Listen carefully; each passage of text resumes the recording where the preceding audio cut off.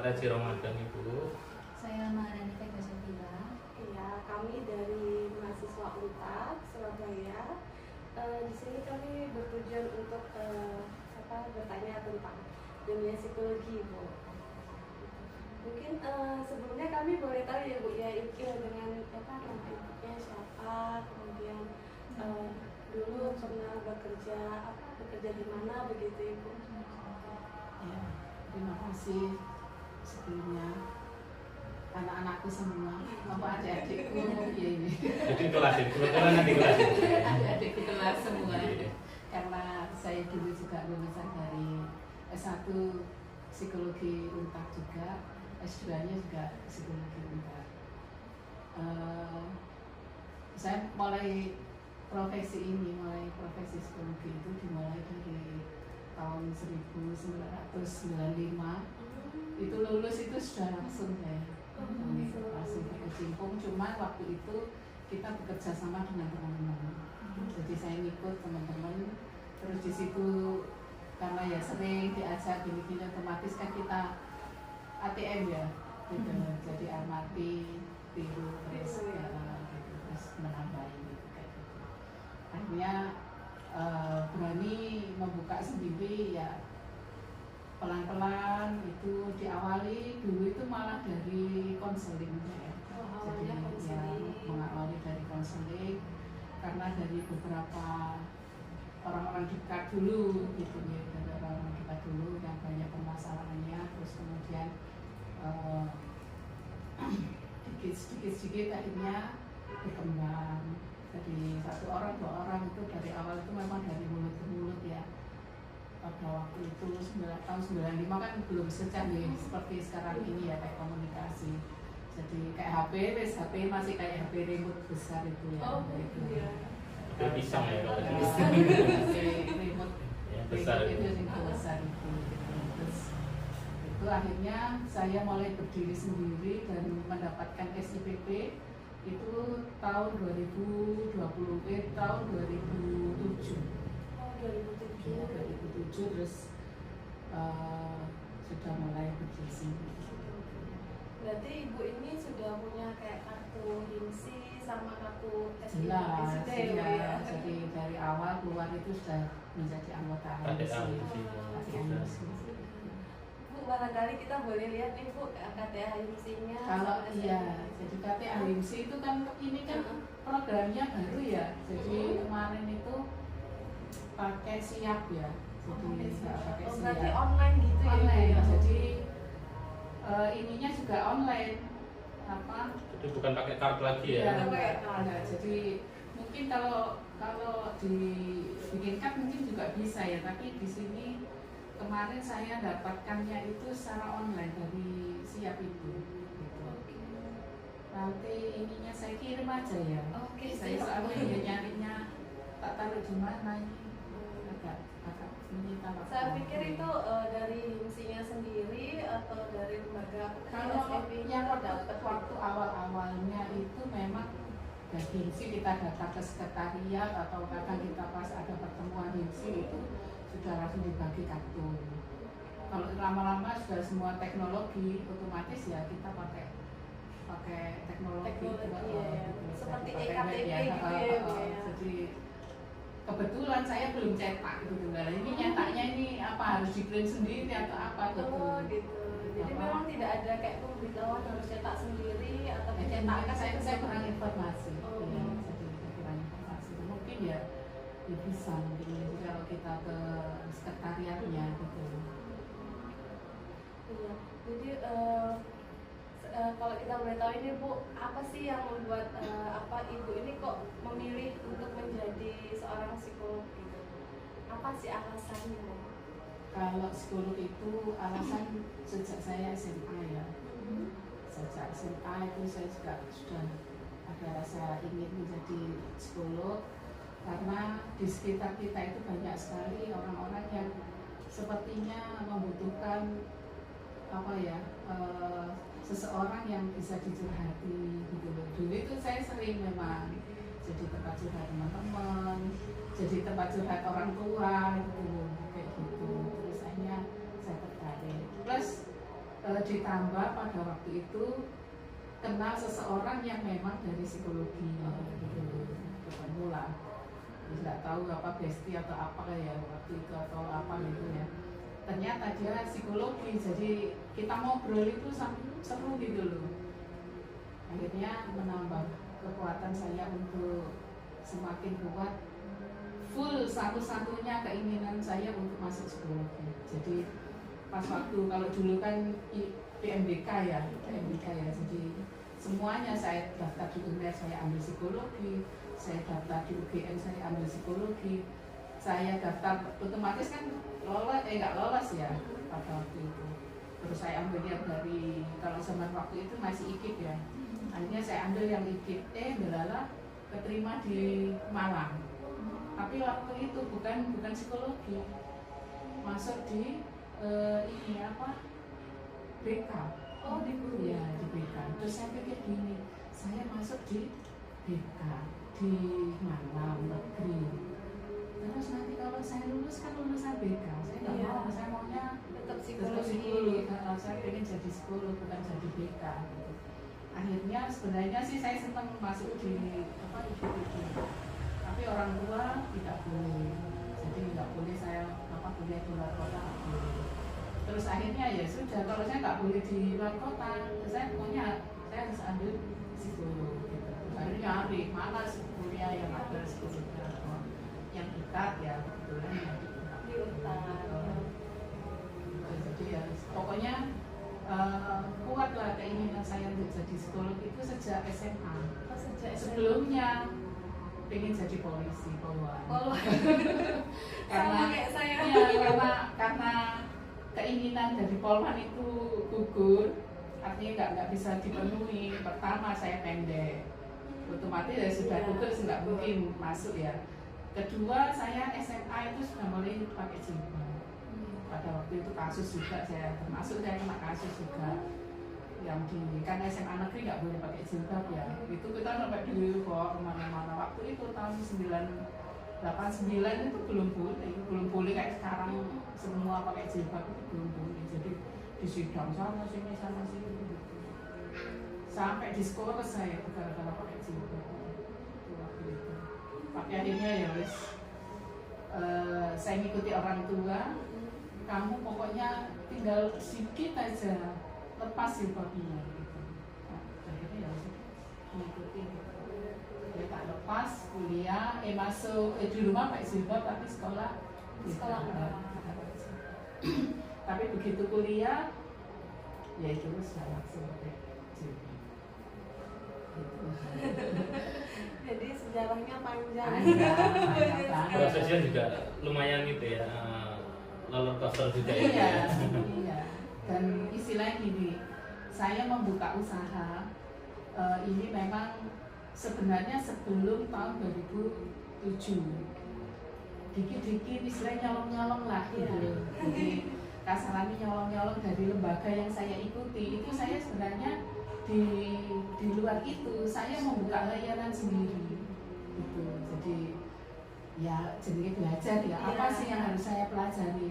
Oh orang ini konseling, oh orang ini jadi tak pilih gitu ya. Jadi sedikit seru juga ya, tapi saya butuh legalitas gitu, tidak boleh seperti ini terus gitu. Akhirnya ya sudah, itu saya ikut diagnostik, terakhir kali ikut diagnostik untuk ambil psikolognya. Pada waktu itu kan nggak nilai kayak sekarang ini gitu. Jadi memenuhi S1 terus kemudian ditambah ambil pelatihan diagnostik terus untuk jadi psikolognya. Kalau dulu itu kalau untuk jadi psikolog itu cukup pakai apa di diagnostik aja ya. Jadi pelatihan diagnostik itu 1 minggu. Itu ya berat itu. Mulai bahkan kan ya langsung di sana ya. Jadi mulai berangkat sampai pulang itu full kegiatannya full. Jadi mulai pagi olahraga dan sebagainya sampai jam 12 tidur itu saya dibawain materi yang harus dikerjakan besok pagi untuk presentasi. Full Seperti blank kasus begitu ya.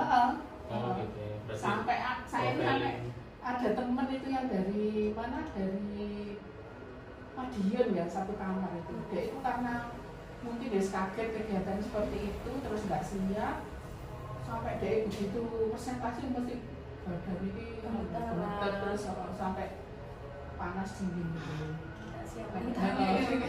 Karena saking pokoknya full ininya kan kita broadcast terus bikin laporan bikin ini caranya bikin laporan psikologi itu gimana terus nanti kita presentasikan terus nanti diberikan kasus land case itu tadi harus diselesaikan gimana itu. Jadi temanku itu yang dari Madiun itu yang DE sampai pokoknya begitu kena itu langsung panas ininya sampai dingin gitu. Sampai semaput ya gak sana waktu itu pingsan. Kelelahan. Yo, stres tinggi kan? Itu stres tinggi kan? Iya. Iya. Sudah tahap apa itu pun out. Iya. Ya kayak kalian gini, udah stok gini. Sama kita lah. Pokoknya kita pada waktu itu nggak punya sama teman itu nggak sopoan, artinya kita sendiri ya kita nggak dapat teman. Artinya ketika kita mendapatkan tugas kelompok itu nggak bisa menyelesaikan gitu. Jadi harus tidur pun itu lah iso mimpinya ya mimpi pekerjaan itu. Jadi benar-benar benar-benar stres gitu loh. Bawa ke mimpi. Iya. Itu cuma ya 1 minggu itu seru sih. Kalau sekarang kan harus menempuh S2 iya, gitu. harus menempuh S2. Kalau yang program baru itu cuma profesi Bu. Jadi lulus syaratnya itu S1 lulus setelah itu Ya, ambil balik lagi profesi. sih. Iya. Tapi prosesnya kayak seperti S1 terus. Jadi 1 tahun setengah. Tapi nanti kan ada istilahnya orang PR lagi ngambil Iya. psikolognya itu. Itu lek jariku jauh lebih sulit lagi. Pasti. Di tempat mentalnya itu loh. Nah, apa dari perjalanan Ibu ini yang sudah cukup panjang ya Bu ya, dari bertahun-tahun ini. Nah, kalau Ibu sendiri ini spesialisnya ke apa ya Bu ya? Kalau psikologi, apa psikologi? Saya dari awal ikut di psikotes ya. Dari awal memang kita gabung sama teman-teman itu psikotes. Akhirnya lebih arahnya ya lebih ke psikotes. Jadi arahnya ke cuma ranahnya di pendidikan. Pendidikannya. Berarti kayak psikotes untuk anak-anak Untuk sekolah anak-anak, gitu ya. Ada sih perusahaan cuman ya nggak bayar. Mas kita melayani justru namanya klien ya kita nggak ngerti ya. Tiba-tiba dapat proyek ini ya rezeki diterima aja. Cuman ya nggak banyak ada tapi nggak banyak. Kalau yang paling banyak itu ya dari sekolah, SD, SMP, SMA. Berarti untuk layanannya itu cuma untuk psikotes aja. Psikotes sama parenting ya kalau untuk itu anak-anak yang biasanya sih kalau parenting untuk TK, SD gitu. Karena orang tua kan masih butuh bimbingan ya. Gitu. Terutama untuk anak-anak yang mengalami kesulitan belajar. Jadi kita lebih banyak edukasi ke orang tua. Tapi kalau misalnya Bu ada nih dari orang tua murid yang mau kayak konsultasi kayak gitu, apakah Ibu sendiri ini juga membuka layanan? Iya. Membuka itu ya. Jadi otomatis jadi kan kadang orang menginginkan juga setelah psikotes kan harus ada layanan lebih gitu. Jadi apa yang bisa diberikan gitu. Kalau pribadi sih kita bisa sampai memberikan layanan sampai terapi. Tetapi kan kita melihat anak tidak harus begitu dibawa ke sini, kan dia dirujuk ya dari sekolah ya, dirujuk terus tidak harus dia sampai ke terapi. Gitu. Tapi ada juga yang terapi. Cuman ya karena itu tadi kesibukannya. Kalau terapi kan harus butuh waktu tersendiri ya, tenaga tersendiri gitu. Itu yang kita kan nggak senang. Harus ngatur jadwal, harus ini itu yang kita nggak senang. Tapi pernah nggak Bu kayak misalnya ada orang yang konsultasi masalah kayak rumah tangga atau ya curhat-curhat masalah Sering juga ya Bu ya. Tapi memang lebih ke pendidikan ya, ke anak-anak pihak lain karena kita nggak ngerti ya permasalahan apa gitu. Jadi ya sedikit banyak sih kan kalau waktu chat kan mesti apa permasalahannya ya itu, terus akhirnya begitu di sini ternyata permasalahannya sangat kompleks gitu. Tapi biasanya ya itu kan terserah dari orangnya ya, jadi mau dilanjutkan ke terapi yang sangat kontinu atau tidak itu tergantung dari orangnya. Biasanya sampai berapa kali pertemuan gitu? Kalau kasus ya kadang lama, apalagi sampai pernah itu 3 bulan, 1 minggu 2 kali itu terapi. Dan itu kita karena anaknya tidak mau dibawa ke sini, kita ke rumahnya. Gitu. Itu sampai berapa bulan ya, sampai 3 bulan. Perkembangannya ya ada walaupun sedikit, gitu. Karena dia sudah tingkatannya sudah agak sudah klinis lah gitu. Jadi udah paham sudah ini. Gitu. Iya, kebetulan deket sih. Iya, deket sih. Kalau deket-deket sih ya tidak masalah. Terus diatur waktunya berapa jam ketemu sama orang. Berarti ada jam-jamnya gitu. Iya, jadi janjian kan, janjian dulu. Misalnya nanti saya ke sana 1 jam misalnya jam ini. Nah waktu itu 2 kali ya, 1 minggu atau 2 kali.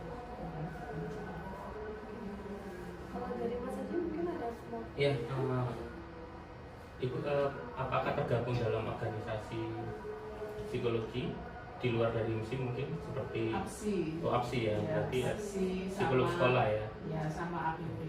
Oh, APPI. Apakah pernah menangani kasus-kasus yang menarik gitu?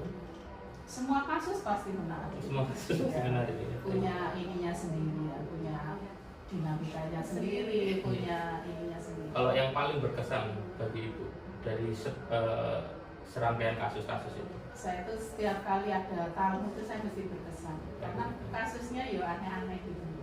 Terakhir itu yang LGBT ya, jadi anak dituduh LGBT karena dia di pondok, terus kemudian dia diperlakukan anak lain, tetapi kan di pondoknya sama sekolahnya itu kan berbeda, SMA ya, jadi dia pondok di pondok itu terus sekolahnya di luar pondok, gitu. Tapi masih satu yayasan. Nah anak ini di pondok ini maksudnya diperlakukan sama kakak kelas. Berarti korban gitu. Korban. Menurut dia korban. Tetapi ada CCTV yang melihat gerak-geriknya. Gitu.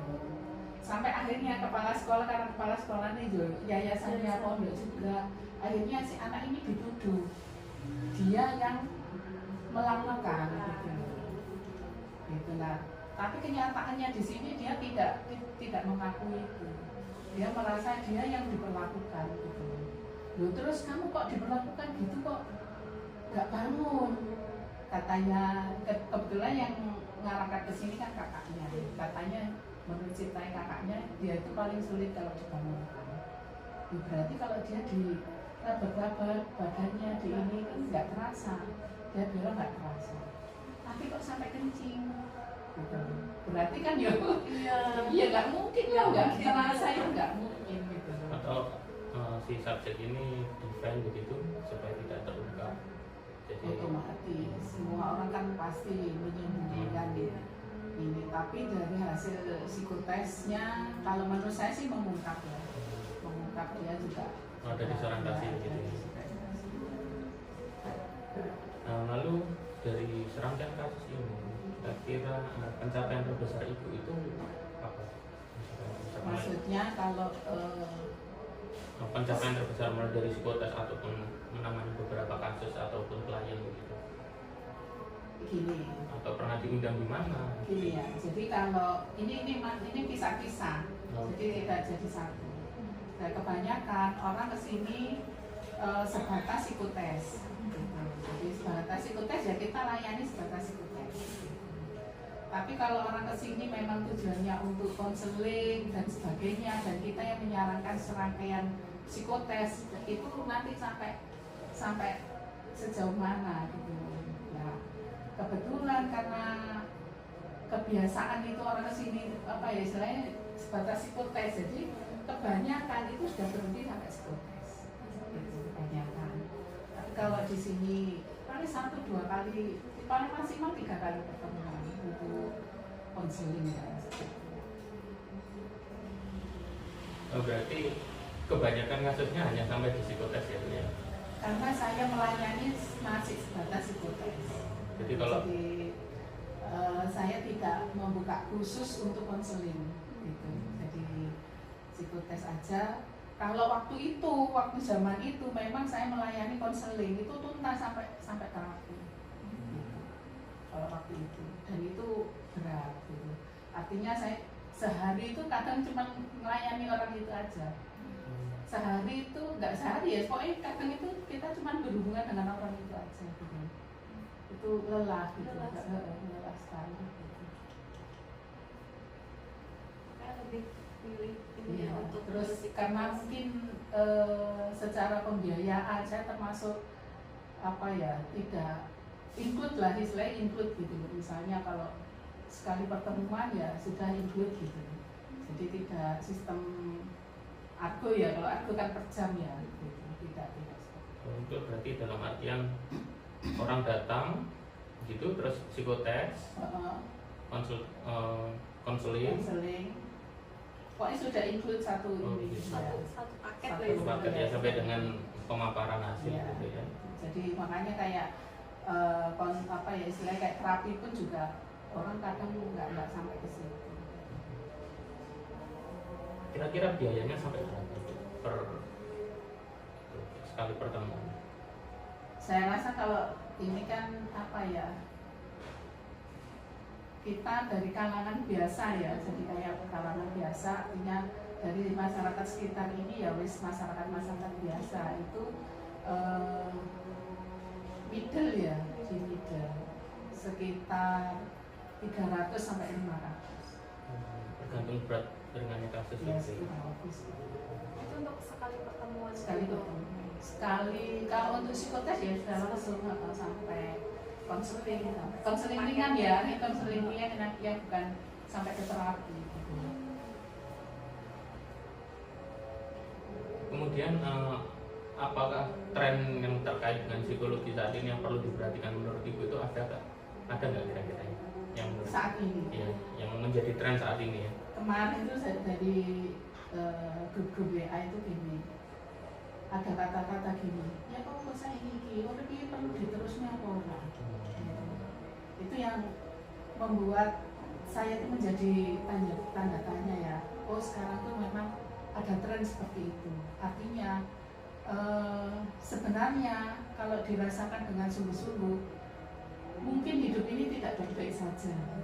Sehingga banyak orang seperti itu. Terus saya tanya pada teman-teman beliau, kenapa kok sampai ada pernyataan seperti itu?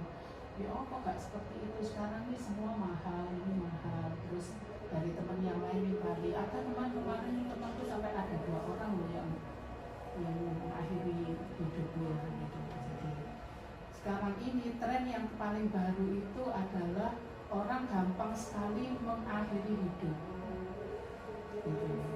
Bunuh diri. Itu tidak tahu ya, mungkin beritanya sudah menyebar atau tidak, tapi di grup WA itu sudah mulai seperti itu.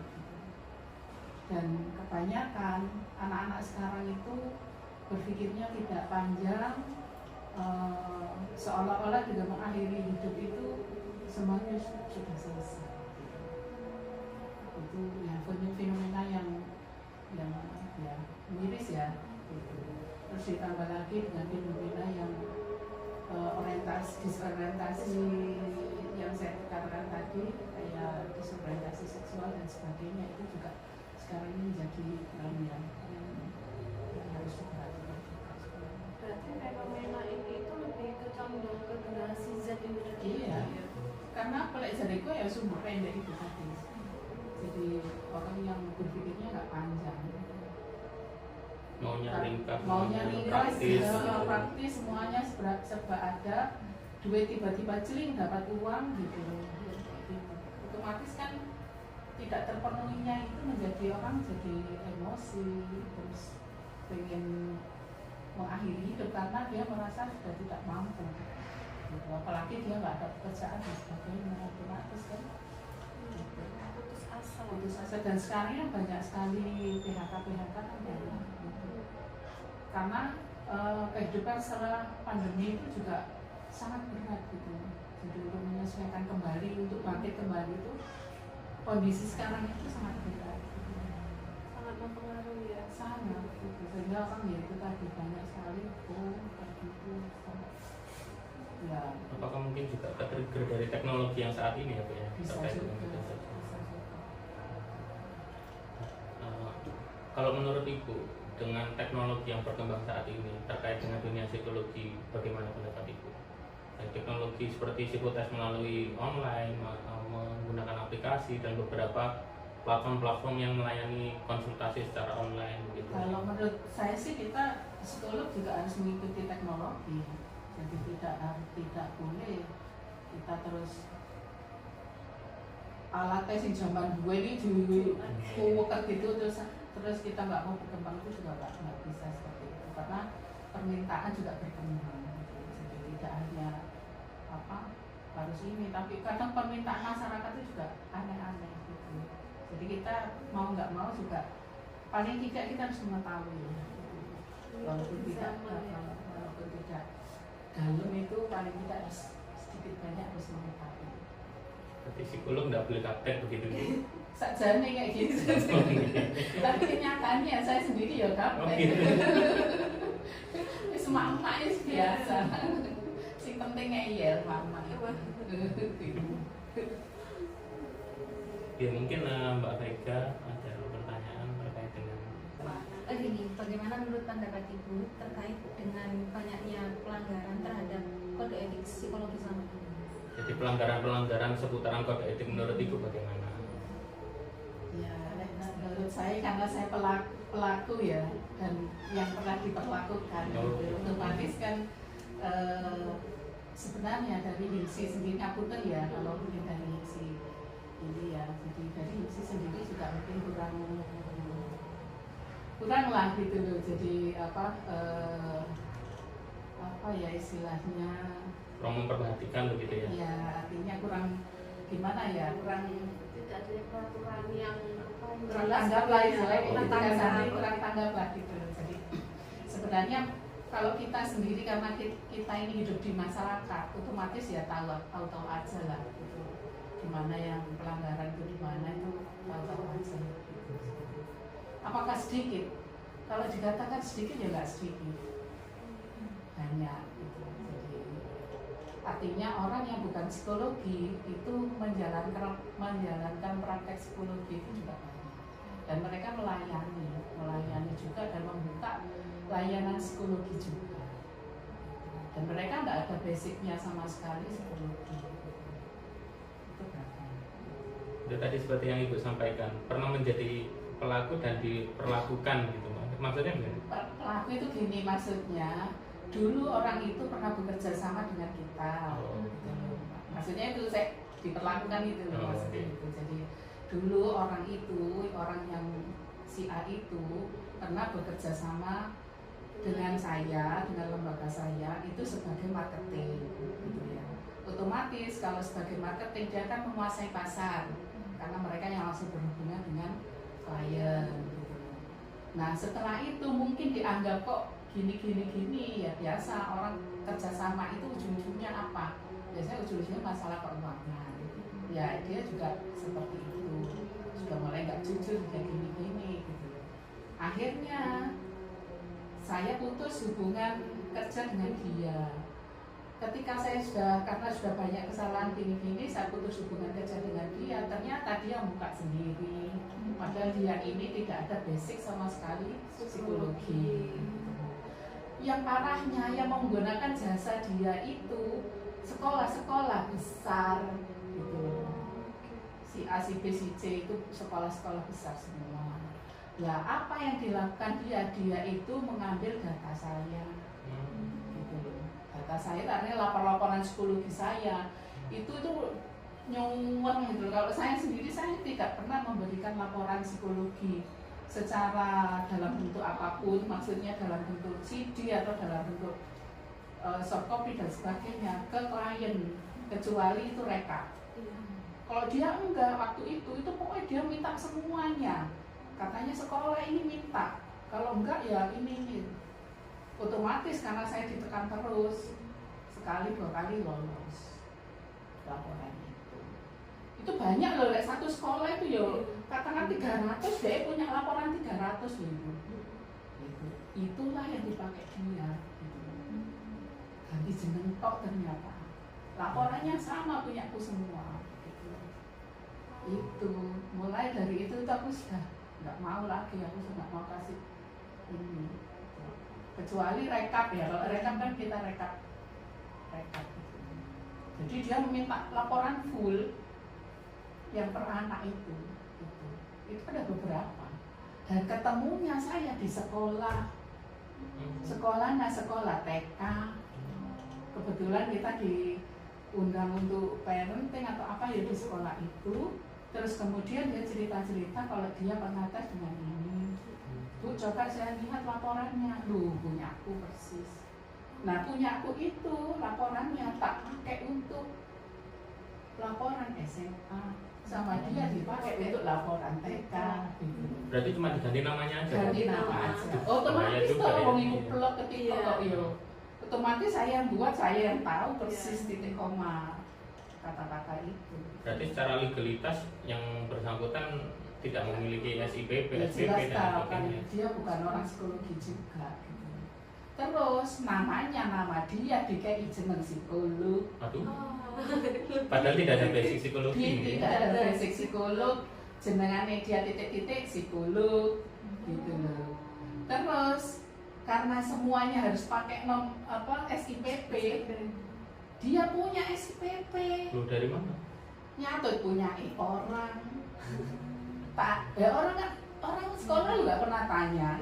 Pokoknya dikasih gitu aja namanya. Iya, sekolah kadang nggak. Oh ini SIPP-nya ada nomor SPP. Gitu ya wes lah. Tanpa di cross check ngecek kan. lagi. Kebetulan saya minta dari sekolah itu, Bu, coba lihat mana. Duh, kok dia nggak SPP ini?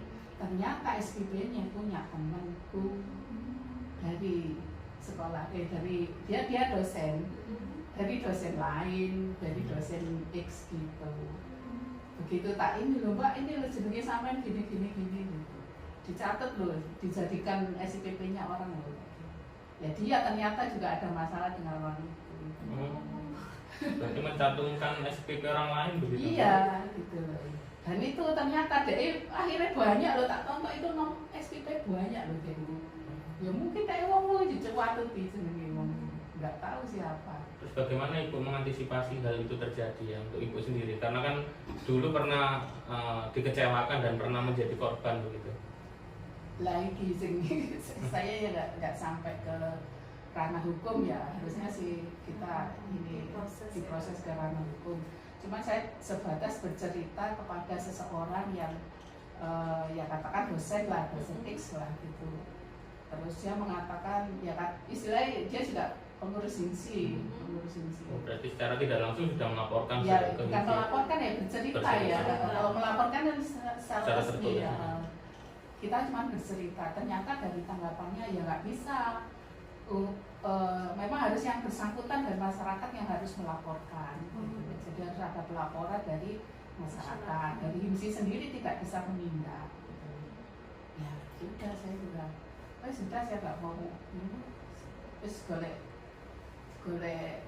ini sendiri lah gitu. Seperti itu. Tapi dari Ibu sendiri kemarin setelah tahu ya Bu ya ternyata orang tersebut menggunakan rekapan laporan itu. Terus ada nggak Ibu ini ngomong ke ke kliennya gitu? Iya. Ini Dan klien nggak masalah nggak, gitu. iya nggak. Dulu pernah saya kejar Saya kerja dan saya langsung ngomong ke kepala sekolahnya ya. Itu dari beberapa sekolah. Mentah. Malah justru saya yang dianggap penipunya gitu loh. Gitu. Jadi sampai saya itu kejar-kejaran loh, sampai tak parani di rumahnya loh itu. Dia yo kejar gitu loh, dia senengnya dia niat ya gitu loh. Akhirnya begitu ketemu saya sempat debat di situ. Terus dia langsung pamit pulang. Pamit pulang ternyata dia nggak pulang. Otomatis saya pulang. Turun, dia naik lagi ke otomatis kan waktu itu di lantai atas ya, di sekolah lantai atas. Dia naik lagi. Dia naik lagi. Tidak mungkin saya ikut naik lagi, nggak mungkin dong. Terus akhirnya saya minta alamatnya guru itu di rumahnya, tak parani di rumahnya guru itu. Itu kan beda wajahnya. Sudah saya sudah dianggap bahwa saya yang bersalah gitu. Malah memutarbalikkan Memutarbalikkan fakta gitu. Kayak gitu. Terus ya sudahlah, aku wes mulai gitu. Malah sama anak saya malah gini ya, wes itu diikhlaskan aja biar ilmunya dipakai untuk menghidupi anak istrinya. Biar bisa dipahala gitu. Ya agak susah sih merelakan itu gitu. Mau diproses juga nggak bisa ya ibu ya, karena kan tidak ada dari kliennya Laporan itu ya. dari masyarakat. Saya sendiri juga saya merasa lemah gitu loh. Saya merasa lemah, jadi tidak bisa. Nah akhir-akhir ini saya mendengar dia kerjasama dengan istrinya. Dia kerjasama dengan istrinya dikuliahkan sama dia, tapi tidak S1 langsung S2. Nah, Psikologi juga. Psikologi, Oh, psikologi. jadi S2 psikologi, tapi dia tetap Ya bukan psikolog dia ya. juga bukan psikolog karena itu tadi, karena apa, S2-nya marksi. Ya diuntak juga. Oh, untak mau. Mungkin ya tahu lah kalau di ini kan tahu. Itu mungkin karena kode etik itu kan belum terjamah oleh Ya, undang-undang. makanya artinya kan itu belum sampai ke ranah. Sebenarnya sih kalau kita sebenarnya sudah ranah pidana ya. Penipuan, kasus penipuan. Iya. Kalau kita mau istilahnya kita mau ini sih basmi ya, istilahnya kan mau dibasmi ya kena itu. Ya, jelas tuh, itu banyak pelanggaran sebetulnya dari segi kode etik pun juga melanggar. Lanjut dulu. Pendekatan psikologi apa yang paling sering ibu gunakan dalam prakteknya ibu? Untuk psikotesnya atau untuk konseling terapinya? Untuk Psikotes, kalau psikotes ya biasa ya, kalau apa alat-alat yang memang sudah dibakukan, misalnya kayak apa pakai BINI, pakai WISC, WPPSI, terus apa IST, gitu sekarang alat-alat yang sudah dilakukan seperti itu. Tapi kalau secara apa konseling itu nanti beda lagi. Kalau konseling itu saya harus mengetahui ada 3 hal, karena kebanyakan klien dari sekolah ya. Itu saya harus mengetahui 3 hal. Pertama intelijensinya, kedua karakternya, kepribadiannya, ketiga gaya belajarnya. Karena dari ketiga ini nanti akan mempermudah kita memberikan solusi. Karena kalau masih konseling kan masih solusi-solusi ya, masih belum ke ranah terapi. Seperti itu. Itu pakai biasanya kalau terapi itu kita bisa pakai relaksasi, bisa kita pakai apa? Kebanyakan sih pakai ini, pakai relaksasi.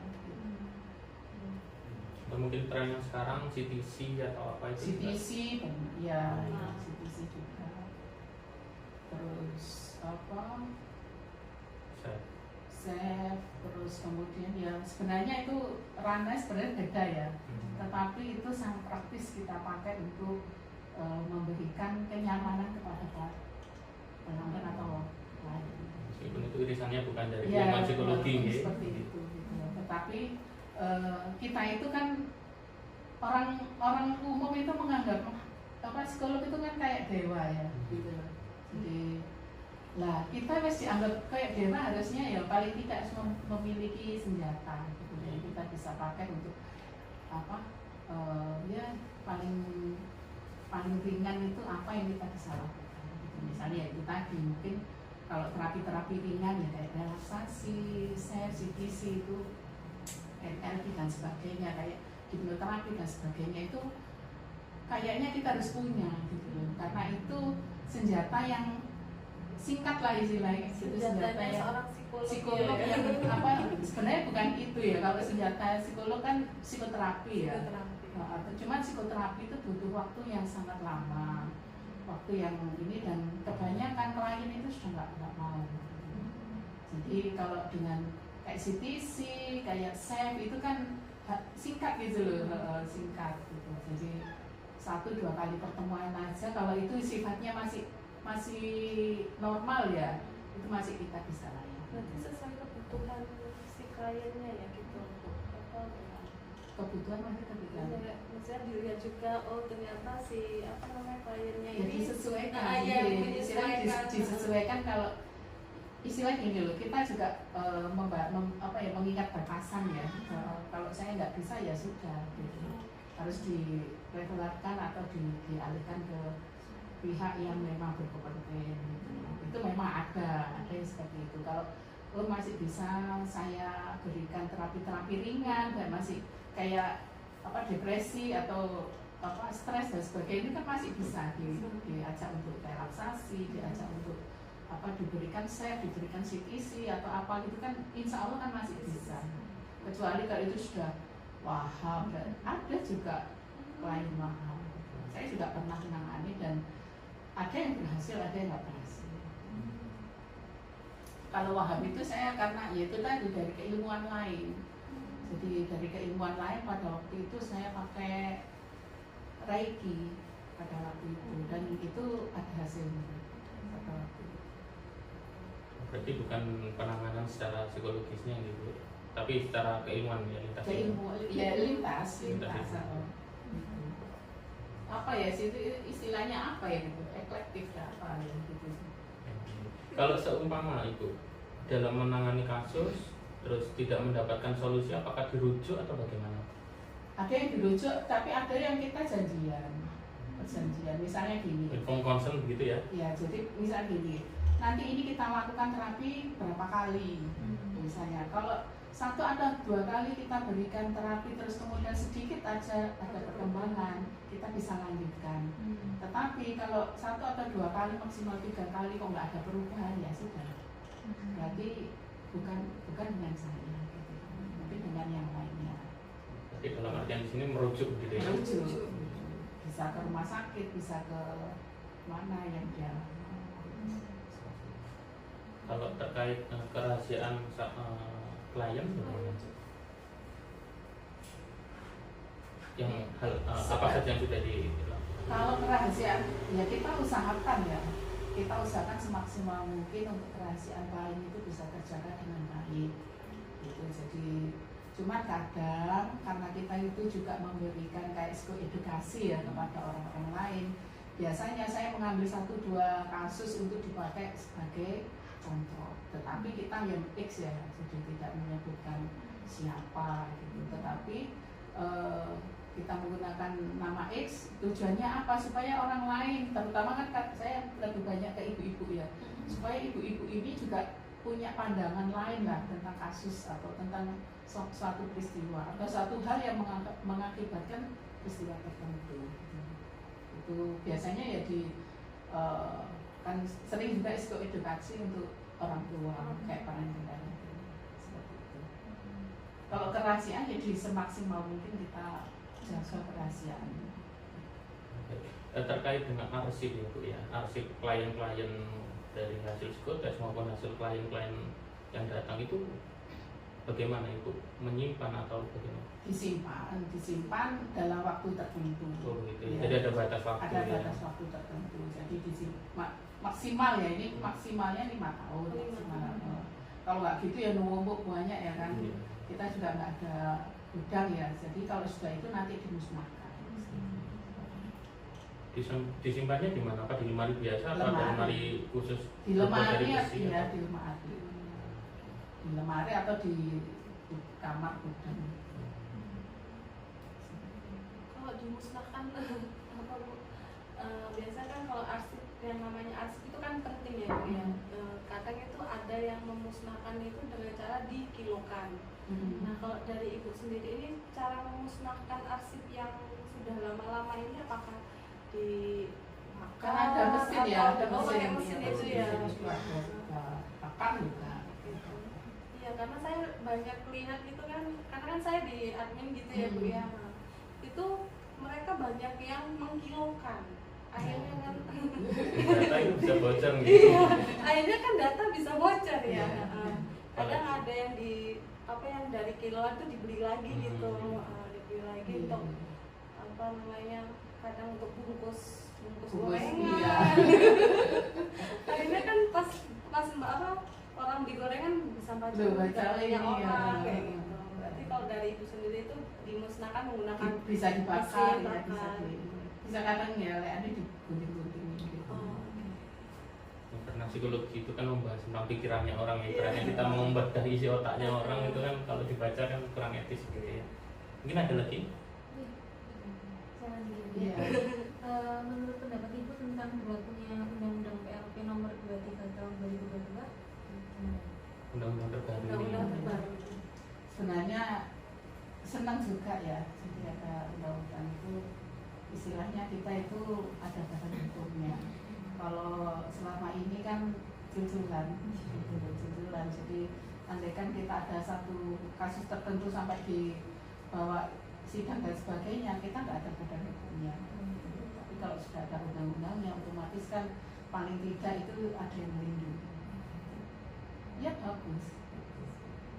Walaupun ya agak rumit ya. Jadi ya, Secara administrasi. ya secara administrasi ya jelimet lah.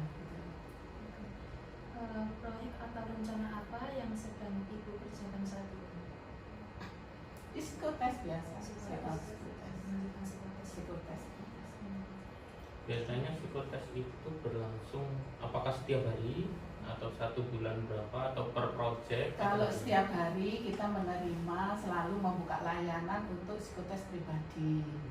Setiap hari lah sesuai dengan apa appointment, sesuai dengan perjanjiannya gitu ya. Dan klien kita kan nggak ngerti ya apakah dia setiap hari atau dia masih 1, 2, 3 hari dan sebagainya gitu. Tapi kita selalu membuka layanan itu untuk kasus-kasus yang pribadi itu sesuai dengan perjanjian.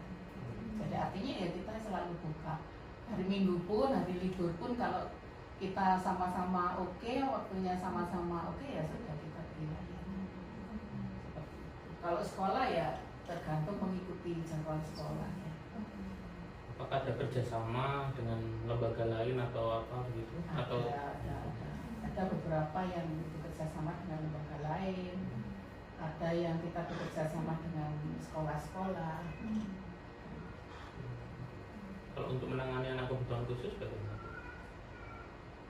Sebatas psikotes. Iya. Jadi psikotes untuk anak kebutuhan khusus Ya, gitu. ya otomatis agak rumit ya. Jadi kalau psikotes untuk anak-anak yang berkebutuhan khusus itu kita butuh energi tersendiri gitu loh. Jadi kadang dulu itu pernah ada orang tua yang karena memang minta apa ya istilahnya minta rekomendasi untuk masuk sekolah kan, apakah dia ini reguler atau inklusi gitu ya. Begitu anaknya dibawa ke tempat saya, ibunya ya ditawa njok mak nyuwung ini. Jadi dia kan autis ya. Ditawa njok gini sudah sampai ini loh, sampai nemen gitu loh. Dan dia mau ngambek nggak mau. Ya otomatis gimana kalau dia nggak mau ya gimana gitu. Otomatis kita tetap ada batasan ya, nggak bisa terus kayak dewa ngono terus mari ngono keluar hasil gitu nggak bisa. Kalau anaknya nggak mau ya otomatis nggak bisa. Gitu. Jadi sebatas dia kita, tapi memang kita usahakan dibujuk sedemikian rupa agar dia bisa diajak untuk bekerja sama. Dan yang kita bisa tes itu anak-anak yang bisa bekerja sama. Kalau yang nggak bisa bekerja sama, artinya nggak bisa komunikasi 2 arah, itu yang kita nggak bisa. Paling kita ambil keterangan sama ininya berdasarkan observasi aja. Kalau memang kan dibutuhkan ya orang tua untuk keterangan di sekolah. Jadi kita ambil datanya berdasarkan observasi gitu. Karena anaknya sendiri nggak bisa diajak untuk ini, tes gitu. Tapi kalau dia masih bisa diajak tes, misalnya mengerjakan pekerjaan yang kita tugaskan, ya sedikit banyak kita ini. Tapi ya nggak gampang. Kakaknya ya tetap rewel gitu. Ini tadi Bu, kalau saran Ibu untuk psikolog dan ilmuwan psikologi ke depannya terkait dalam memberikan layanan psikologi apa Bu? Otomatis karena kita profesional ya, kita harus memberikan layanan terbaik untuk klien-klien kita sejujur mungkin, seminim mungkin untuk istilahnya memberikan layanan yang baik lah gitu untuk mereka gitu. Ya harus tetap semangat karena memang apalagi sekarang ini banyak sekali dari isu-isu yang itu tadi, kalau kita mau telusuri itu sebenarnya ya banyak sekali. Kalau kita mau benar-benar mau terjun ya, itu sebenarnya ranah psikologi itu luar biasa. Karena maaf ya, ini dari sisi finansial, kalau kita itu memang benar-benar kita mau wujudnya sosial ya seperti saya. Tapi kalau memang di situ benar-benar dibisniskan, itu ya menghasilkan cuan yang banyak gitu. Karena saya juga punya teman seperti itu. Jadi ya wis pokoknya benar-benar ini. Ya cuannya lumayan. Kebetulan dia juga produk banyak ininya, kliennya banyak. Itu pakai Argo. Jadi satu kali pertemuan itu bisa sampai 5-10 juta. Gitu. Itu tapi mungkin ala kalangan yang middle up ya. Nah, kalau kita seharga itu loh diinyang gitu loh, kayak gitu. Jadi melihat kalangan ya. Jadi, kadang kita juga gak tega juga gitu loh. Ekonomis kayak ini kok ADW ini gitu. Paling ya kadang kalau keibahan kita ini ya kurangi gitu. Ya bisa didiskon. Tapi ada yang mentolong gitu, ada yang mentolong yang uang gini lah, kamu pikir ngomong mbak psikolog ini gak bayar kan gitu. Dia ngomong kayak gitu. Ya curhat mbak psikolognya, mbakmu psikolog itu mbahmu apa mbak curhati gitu. Ya kudu bayar gitu. Berarti membayar atas waktu yang dipakai gitu. Iya, atas waktu yang dipakai gitu. Kalau saya sih lebih ke gampang saknoan gitu ya, jadi juga tak tegoan ya sudah, kondisinya seperti itu, murah meriah. Yang terpenting bisa membantu banyak Iya, orang ya Ibu ya. Malah dulu zaman dulu itu malah tapi saya masih lebih banyak ke terapi ya. Dan saya kalau terapi pakai energi itu saya enggak tarik. Jadi saya memberikan terapi kayak diastres ya ini, relaksasi dan sebagainya, itu saya enggak tarik. Maksudnya energi itu apa itu? Ya otomatis kan kalau Reiki itu kan pakai energi kan gitu. Jadi kita nggak tarik. Jadi ya sudah terserah. Itu bayarannya ya lucu. Kadang ya goblek. Apa itu kambuhan itu? Jangan dikira dalamnya itu roti, dibuka kerupuk. Belum ada loh seperti itu waktu itu.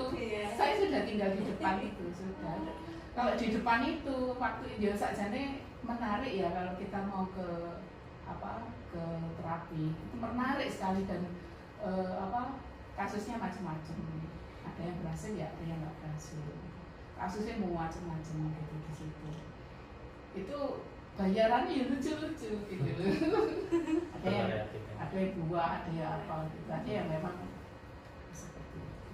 Terus habis itu saya sudah akhirnya saya putuskan lebih banyak konsen ke psikotes. Akhirnya ya nggak bisa kalau ke psikotes ya pecah-pecah gitu nggak bisa. Tapi kalau rekan saya itu yang saya omongkan tadi itu dia di medical, konsultan medical, jadi khusus dia konsultan medical, jadi tentang perkawinan, jadi mengkhususkan. Itu makanya kalau dia psikotesnya ya sama saya.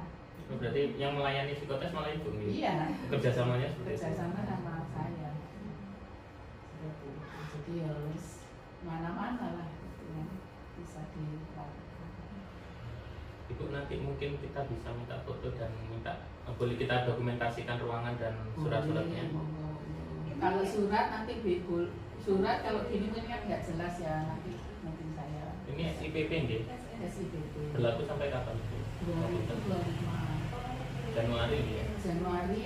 Ya, tapi insya Allah saya mau ikut ini, mau perpanjang karena pokoknya sebelum tahun 2024 itu kan nanti ada peraturan baru ya. Jadi Berubah jadi STR ya kalau nggak salah ya. gitu. Jadi apa beda ininya nanti. Jadi mau perpanjangan ini ya. Walaupun masih belum habis. ya karena teman-teman juga gitu. Kamu diperpanjang sekarang aja gitu. Belum tahun baru. Gitu. Kalau saran dari ibu terkait dengan proses perpanjang SIPP bagaimana? Prosesnya apakah ribet atau bagaimana? Kan Itu tergantung orangnya. Sebenarnya sih ya enggak ya. Soalnya kalau menurut saya sih enggak lah. Misalnya kalau dari misalkan ada wawancara dan sebagainya, itu untuk bercerita lah gitu, istilah bercerita tentang pengalaman dan penguji atau pewawancara itu ingin tahu apakah beliau itu benar-benar bekerja di psikologi atau enggak gitu. aktif gitu ya, aktif di dunia psikologi. Aktif psikologi atau enggak atau Atau cuma di kasus ya, apa enggak gitu ya. gitu. Atau istilahnya apakah dia berkompeten atau tidak, karena dia harus mengeluarkan SPP itu kan juga agak gampang ya. Kalau dia nggak berkompeten kan ya ini juga Sia-sia. ya, Berarti memang salah satu ada step. dari beberapa rekan itu yang sulit, merasa sulit gitu. Tapi kalau sebenarnya kalau kita ngikuti prosedurnya sih enggak itu ya. Ya biasa semua ada proses ya. Gitu. Semua ada proses. Jadi ya harus diikuti prosesnya. Ini enggak asli, ini scanan. Ya, maka kalau di asli nanti hilang gimana? Berarti ini untuk pajangan Yang aja untuk itu ya. pajangan. Kopi ya ibaratnya. Iya, kopinya. Ya. Kurang lebih gitu. Mungkin ada tambahan dari Bu Lisa? Sudah cukup. Terima kasih atas waktunya Ibu. Mohon maaf mengganggu waktunya. Sama-sama, mudah-mudahan bisa bermanfaat dan memberikan apa ya nilai yang paling baik. Mungkin ada saran Bu buat kita mahasiswa. Monggo kalau mau berkecimpung di dunia psikologan sangat terbuka sekali dan insya Allah masih butuh banyak sekali. Apalagi zaman-zaman seperti sekarang ini. Cuman ya itu tadi, kita memang harus sebagai psikolog harusnya kita mandiri dan kalau kita mandiri dan kita langsung gitu loh, maksudnya jemput bola itu dapat banyak. Berarti kembali ke itunya, Ya, ke personnya pribadinya masing-masing. masing-masing.